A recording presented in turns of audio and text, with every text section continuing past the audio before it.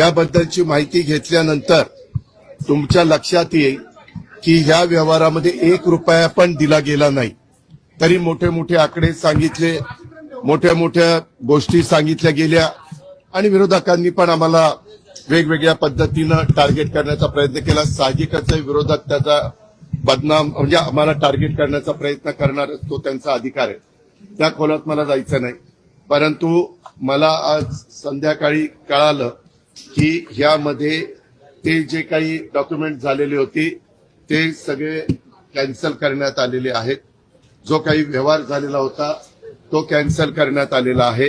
दुसरी गोष्ट, या राज्याचे ऍडिशनल चीफ सेक्रेटरी रेव्हेन्यू यांच्या अध्यक्षतेखाली काही विभागीय आयुक्त आणि काही वेगवेगळे मान्यवर यांची समिती आजच काहीतरी जाहीर करण्यात आलेली. विभागीय आयुक्त पुणे, अपर मुख्य सचिव महसूल मुद्रांक नोंदणी, जमाबंदी आयुक्त आणि संचालक भूमी अभिलेख, नोंदणी महानिरीक्षक व मुद्रांक नियंत्रक पुणे, जिल्हाधिकारी पुणे आणि सहसचिव मुद्रांक महसूल व वन विभाग, आणि त्यांना या संदर्भामध्ये या सगळ्याची चौकशी करून हे साधारण 1 महिन्याच्या आत हा अहवाल सादर करावा अशा पद्धतीनं सूचना केलेल्या आहेत. की मौजे मुंडवा तालुका पुणे शहर जिल्हा पुणे येथील सर्वे नंबर 88 मधील जमीन खरेदीच्या दस्तामध्ये झालेल्या अनियमिततेबाबत चौकशीसाठी चौकशी समिती नियुक्त केलेली आहे.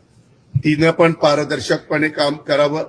साहजिकच आहे, राज्यातल्या प्रमुखांनी सांगितल्यावर त्यांचं कामच आहे. आणि हे अधिकारी जर तुम्ही बघितले तर विकास खारगे यांचं गेले अनेक वर्षाचं काम, एक स्वच्छ अधिकारी म्हणून त्यांची प्रशासनामध्ये प्रतिमा आहे आणि बाकीच्याही अधिकाऱ्यांची तशाच प्रकारची प्रतिमा आहे. रोकठोक महाराष्ट्राला सबस्क्राईब करा आणि बेल आयकॉनवर क्लिक करायला विसरू नका.